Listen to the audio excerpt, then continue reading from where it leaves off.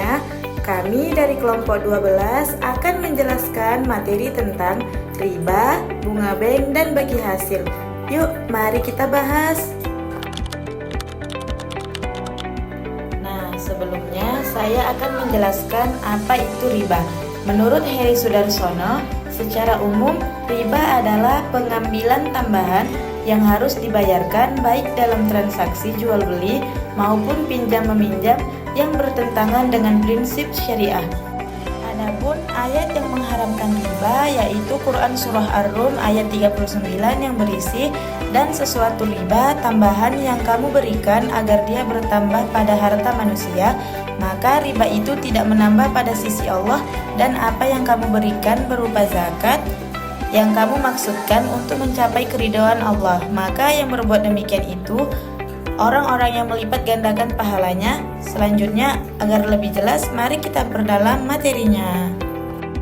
Nah, jadi riba itu terbagi 4 macam, yaitu yang pertama riba nasiah, kedua riba fadl, ketiga riba qard, dan keempat ada riba yada. Yang pertama riba nasiah. Riba nasiah adalah tambahan yang diambil karena penundaan pembayaran utang untuk dibayarkan pada tempo yang baru. Riba dalam nasiah muncul karena adanya perbedaan perubahan atau tambahan antara yang diserahkan saat ini dengan yang diserahkan kemudian. Yang kedua ada riba fadl. Riba fadl adalah pertukaran antara barang sejenis dengan kadar atau takaran yang berbeda, sedangkan barang yang dipertukarkan itu termasuk dalam jenis barang ribawi. Termasuk ribawi itu ada emas, perak, gandum, syair kurma, dan garam. Sehingga 6 komoditi tersebut boleh diperjualbelikan dengan cara barter, asalkan memenuhi syarat. Persyaratan pertama, transaksi harus dilakukan secara kontan atau tunai. Persyaratan yang kedua, barang yang menjadi objek barter harus sama jumlah dan takarannya. Ketiga, riba qard. Riba qard adalah meminjam uang kepada seseorang dengan syarat ada kelebihan atau keuntungan yang harus diberikan oleh peminjam kepada pemberi pinjaman.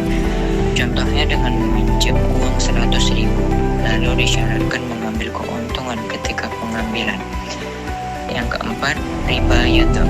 Riba yada adalah riba yang disebabkan karena penundaan pembayaran. Dalam pertukaran barang-barang, penjual menetapkan harga yang berbeda pada barang yang sama antara pembeli tunai dan pembeli tidak tunai. Perbedaan harga inilah yang termasuk sebagian ulama termasuk riba.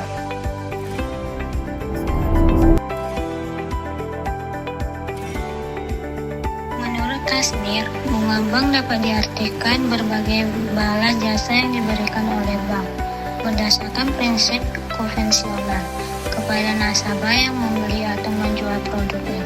Selain itu, dalam kegiatan perbankan konvensional sehari-hari ada 2 macam bunga bank yang diberikan kepada nasabah, yaitu 1. Bunga simpanan merupakan harga beli yang harus dibayar bank kepada pemilik simpanan. Bunga yang ini diberikan sebagai rangsang atau balas jasa kepada nasabah yang menyimpan uangnya di bank. Sebagai contohnya, giro, bunga tabungan, dan bunga deposito. 2. Bunga pinjaman merupakan bunga yang dibebankan kepada para pinjaman atau debitur, atau harga yang jual yang harus dibayar oleh nasabah peminjam kepada bank. Bagi bank, bunga pinjaman merupakan harga jual, dan contoh harga jual adalah bunga kredit. Bunga dalam pandangan Islam. 1. Perspektif ekonomi. Menurut Said Meston, bunga bank yang dimanfaatkan dengan interest yang merupakan urat nadi perekonomian kapitalisme. Hal ini merupakan kompensasi atas saving atau tabungan yang dilakukan manusia. Nilai bunga yang ada sangat dipengaruhi oleh banyaknya penawaran dan permintaan atas tabungan. Di dalam Islam, prinsip utama yang menentukan distribusi atau kekayaan, ialah keadilan dan kasih sayang. Tujuan distribusi ada dua. Pertama, agar kekayaan tidak menumpuk pada segolongan kecil masyarakat, tetapi selalu beredar dalam masyarakat. Kedua, berbagai faktor produksi yang ada perlu mempunyai pembagian yang adil dalam kemakmuran negara. Jika kondistribusian tidak merata, maka orang kaya akan semakin kaya dan miskin akan semakin terpuruk. 2. Perspektif unsur fikih. Menurut Syed Hatta dan Siddiq Muhammad Al-Amin, dalam perspektif unsur fikih mengenai bunga bank yang telah dijelaskan beserta implikasi yang begitu besar terhadap sosial ekonomi, personal, komunal, nasional maupun global. Dan dalam rangka kehati-hati dalam beramal bila menghadapi benturan antara maslahat dan mafsadat. Bila maslahat yang dinominal maka boleh dilakukan, dan bila mafsadat yang nominal maka harus ditinggalkan. Hal ini berdasarkan yastafiru fi atau wabi malat yastafiru fi khairiya, yang artinya dapat yang dimaafkan pada hal-hal yang mengikuti dan tidak dimaafkan pada hal yang lainnya. Contohnya adalah tidak boleh menjual buah yang belum layak panen karena mengandung karar di dalam, namun jika dijual bersama pohonnya diperbolehkan. Sama halnya dengan bunga bank, tidak boleh mengambil uang lebih dari jumlah utang karena mengandung karar, tetapi boleh mengambil utang sesuai dengan jumlah utangnya. Pengertian bagi hasil menurut Antonio. Bagi hasil adalah suatu sistem pengolahan dana dalam perekonomian Islam, yakni pembagian hasil usaha atau sahibul ma dari pengelola atau mudharib. Bagi hasil dalam sistem perbankan syariah merupakan ciri khusus yang ditawarkan kepada masyarakat.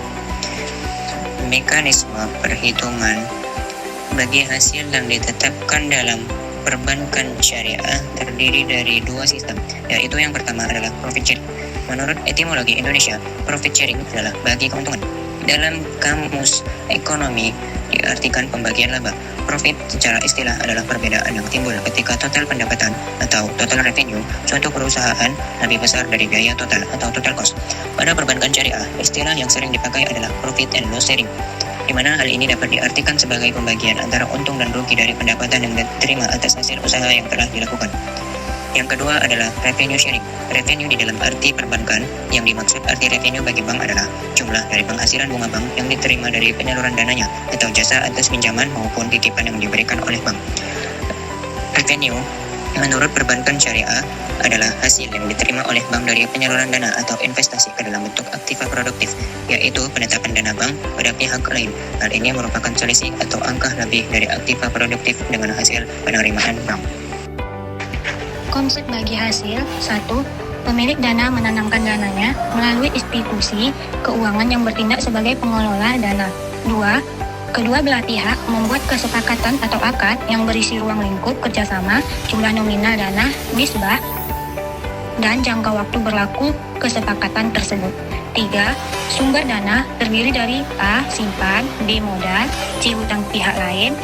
Jenis-jenis akad bagi hasil, bentuk kontrak kerjasama bagi hasil, namun pada penerapan yang prinsip yang digunakan pada sistem bagi hasil. Pada umumnya, bank syariah menggunakan kontrak kerjasama pada akad, musyarakah, dan mudaharabah. Nah, itu dia penjelasan tentang riba, bunga bank, dan bagi hasil. Gimana? Udah paham belum? Nah, sekian dari video kali ini. Terima kasih. Bye-bye.